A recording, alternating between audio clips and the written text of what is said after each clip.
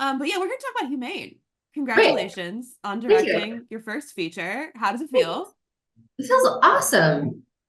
Hell yeah.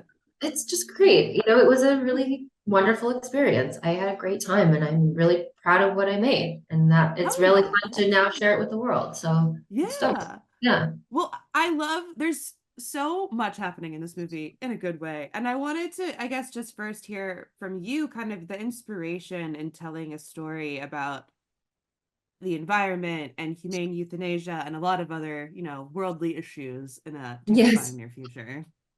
Well, yes. I mean, the source material written by Michael Spraga was had all of these elements.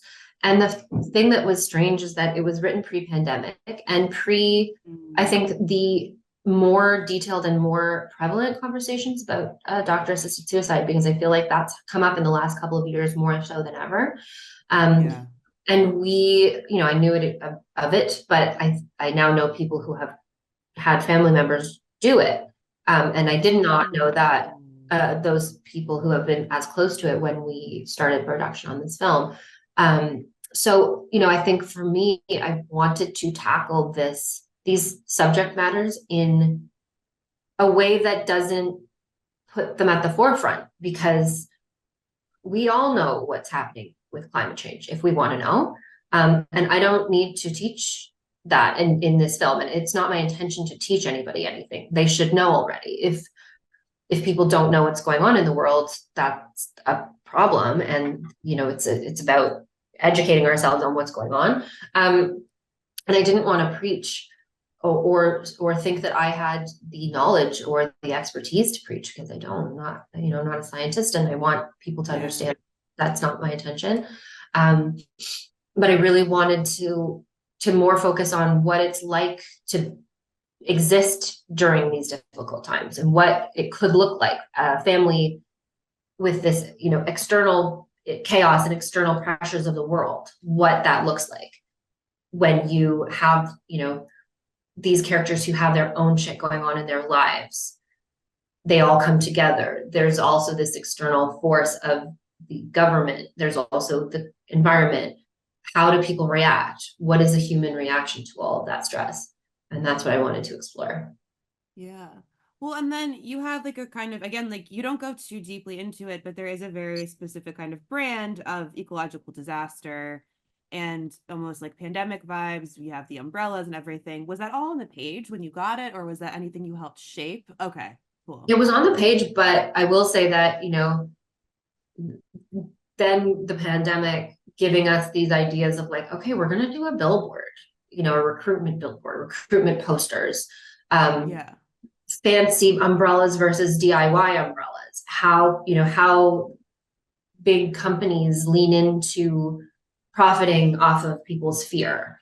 That was something that we learned a lot of during the pandemic. Um, Branded masks for children, things like that. Like, how do you get kids to protect themselves from the sun all the time because they're children and they don't naturally desire to do that? You get them cute umbrellas. You pay a lot of money, cute umbrellas that Yeah. they'll use. And that was all stuff that kind of came up during COVID. But even now, Michael and I will still send each other photos of like a crazy billboard that you can't believe is real. And you're like, it's our movie. Your movie is coming to life.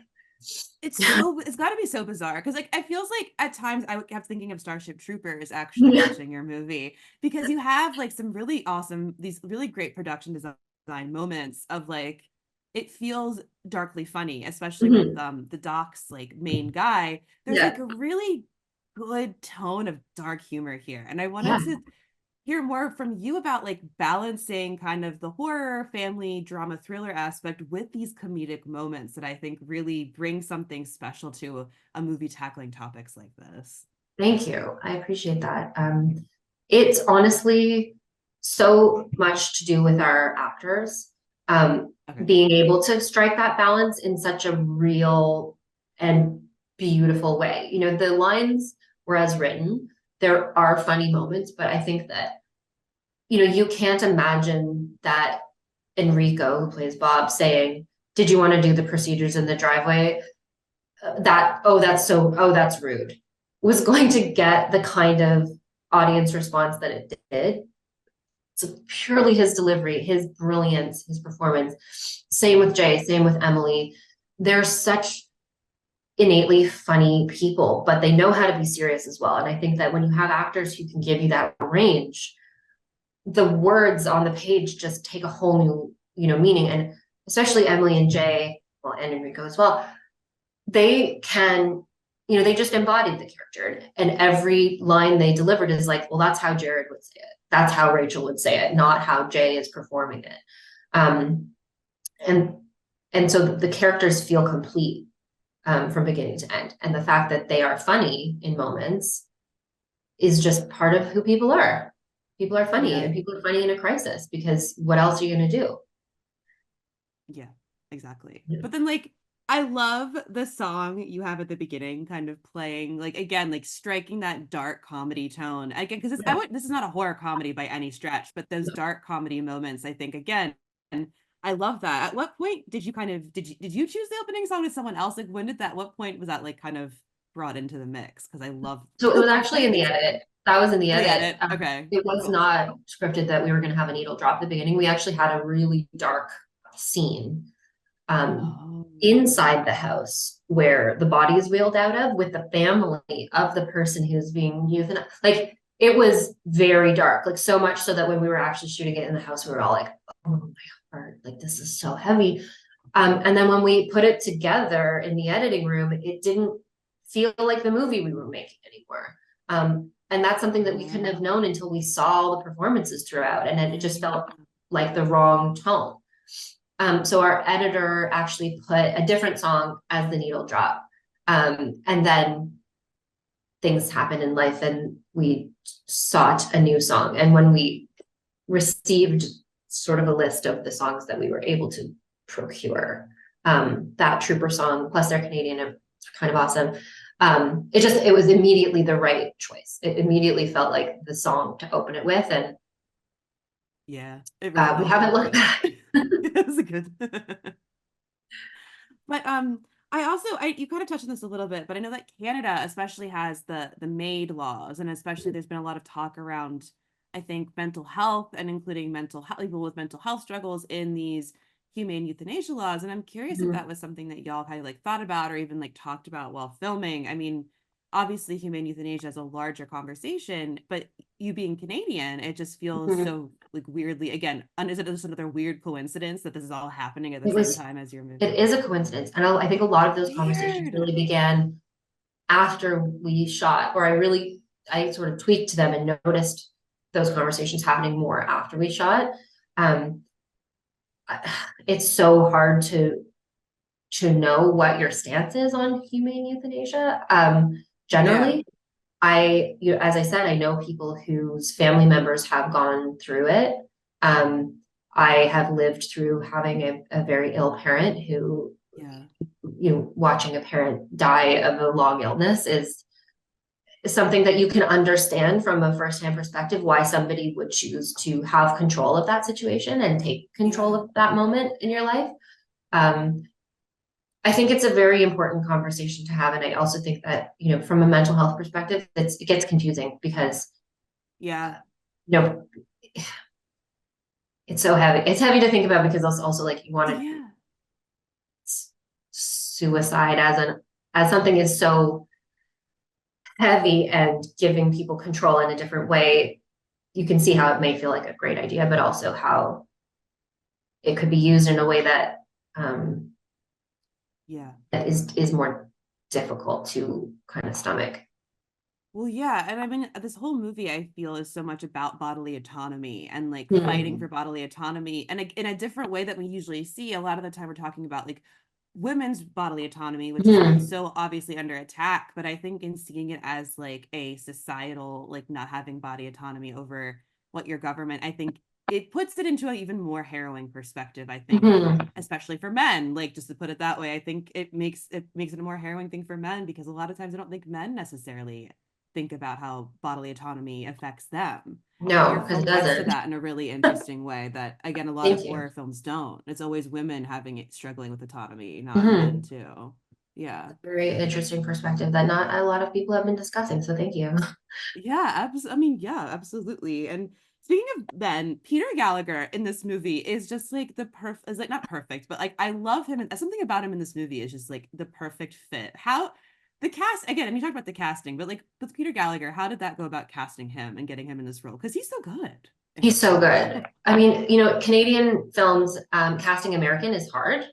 It's hard to have American Okay. actors in a Canadian film. So Really? there are rules about how many lines they can have, and if there are, because Canada and the US for some reason can't do co-productions. Um, I would it's understand. the rules are frustrating and confusing in a lot of ways. Like I understand we're trying to also make sure that there are roles for Canadians in the film. So Yeah. if Oh you yeah. cast enough Canadians in your major roles, then you're allowed to bring in someone from somewhere else.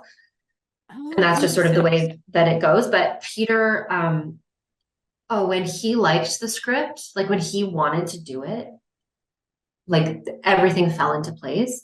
Um, Angel singing above, lights from exactly. above. You're like, We had Jay and Emily cast first as oh, the family cool. members, and then you're finding an actor who is the right age to have that age children, but is totally believable as a retired newscaster, and is someone who you do not want to see die in the first 20 minutes because you love Peter Gallagher and you're sad about it. But so funnily enough, we shot the second half of the movie first. So all the violence Okay. and the second half post death was the first stuff that we shot. So when Peter showed up on set, we had already killed everybody. And he was like, "Hey family, are you ready for dinner?" And we're like, we all have already been through it. We've gone through um, hell, stabbed, yeah. maimed, you know. But like talk about a person who like he's like a joy. Like he came on set, he was just everybody's dad. He's funny. He's like talking about his experiences being in the Broadway production of Grease and doing Irish accents, and like everybody's hanging off his every word of every story he's telling, and he would just pat you on the back and say, "I'm so proud of you." And I was like, "I love you." Like we met 2 days ago. Like I love you. Um, and he's a joyful, supportive, generous actor who everybody should love forever as much as they do. And like for me, I'm like, you're in center stage. Like, you know, that's because I wasn't an OC fan necessarily. It's not the thing that I love him from. I'm like, you're in American Beauty and you're in center stage, my like I guilty was gonna pleasure. say American Beauty is what I always think of him in that movie when he's fucking Yeah, Annette Bening. right, exactly. And you're like, oh, this is all happening. It's like, oh, the guy with the eyebrows. And I know you're like, the guy with the eyebrows is in my movie. This is And he's a cinnamon incredible. roll of a person. He's a sweet guy. Sweetheart. He's like a big hug. That's awesome. Right? Like That's amazing. gorgeous. Gorgeous human. So, was the house you shot in, was that a real house? Was it a Mm. half a set built? Okay, it was a real No, it's a house. real house. It's a very famous house in Canada called Oh, Ravenscliffe Castle. And it's many hundreds of years old, and or hundred, I don't know, I should know that offhand, hundred years old. And it's outside of Toronto, about an hour in Hamilton. And it was the only house on its block for many years, and the neighborhood grew around it. But yes, we shot the exterior and interior, the whole thing. whoa, that's amazing. Oh my It was really God. good. I know, Did you have so to set good. deck any of it, or was it already kind of like, okay, I mean, we brought in all our own okay, furniture and art and hell yeah. settings and all that stuff. And we did revamp the kitchen a little bit to make it feel more like a chef's kitchen, like who a Korean chef who makes Japanese food would want her kitchen to look like. Um, it was a bit more. I had a bit more flair, filigree in the kitchen that I wanted it to feel more modern. Like she would have come into this old house and like redone the kitchen to suit her style. Okay, cool. And yeah, that was gonna say because it's just like I love how that's filmed too because I think especially at the beginning I think it feels very light and airy, but then as things get worse, it feels more like a labyrinth. And I Yeah, like how y'all that's work with exactly the what space. I wanted the light to tell the story. So the early days, it's Oh very hell the yeah. family drama lighting. which is unusual lighting too, because all the windows have this film on them to protect you from the harmful UV rays of the sun. Yeah. But at the same time, they also stop down the light from outside, which gives it this like eerie quality. So you have to have your lamps on in the daytime. And then the transitional moment is that Peter Gallagher death scene with the sunlight streaming in, the sunset light, magic hour, and then the evening is terror lighting. Cool. Scare lighting. And then my last question, it's more broad, but are you a horror fan? Like, do you like watching horror films outside? You're not. I Get out of don't my apartment. know. I'm like a total chicken about it. Like I've gotten better. But like I had a panic attack watching Seven, like an actual panic attack. Like I Okay, had, but Seven is so fucked up. I Like, I know understand it's that. not straightforward, but like I'm Which part gave you a panic attack in Seven? all of it, all of All it. of it. Okay. All of it. Yeah. Yeah. No, it's a gross movie. Once It's we got to what's in the box, my husband had to keep like it was like pause it. I can't. Like he had to keep pausing it. And like he was like, okay, this is what's gonna happen. So funny. But like good for movies for making you feel feelings so intensely that you yes. literally have a physical reaction to it. Yes. But I think that I feel deeply. I feel like I'm an empathetic person, and I feel in my physical being. I shake a lot when I'm really anxious, and horror movies scare me. They put me on edge. I mean, I'm a person who couldn't watch anything with blood as a child. I'm a lot better now. And I'll watch a horror movie if someone tells me I can handle it. Okay. But I'm a chicken. And so I liked making a film that was not going to fit into one genre box. Yeah. Because that's the kind of movie that I respond to the best to. Like I enjoy watching movies that don't have one box ticked, but they tick a few boxes. Cool. And what's the scariest movie you've seen recently? Barbarian. Okay. Yeah. Which also I thought was a really good mix of humor and darkness. Yeah. Yeah, I thought it was really, there were such funny moments with Justin Long. I thought that was really funny. But I have friends who keep recommending really great scary movies. And I'm like, I am scared of this, but I will put it on the Like, list. I can't do it. One day when I am ready. I realize now that Barbarian was like 3 years ago. I don't know. Time is fake to me. I'm like, oh yeah, that was yesterday. It was not. But you know what? 100% was tomorrow. Everything everything like post 2020, I'm like, it's all happened in the same year. It's all the Yeah. same year at this I point. had a baby in 2020 and he's 4 now. Like, but he was just born because it was yesterday. He's 4. That's so weird. Wow, Yeah. that's so weird. You're like, wait, hold on. What? You're a man Yeah. now? You're an adult man? Yeah, he's a taxpayer, basically. Well, thank you so much, Caitlin, for chatting about Humane. There's just so Pleasure. many really cool things going on in this movie, and it's awesome to see Thank your you for story for it. watching it and wanting to ask me questions. Oh my God, absolutely.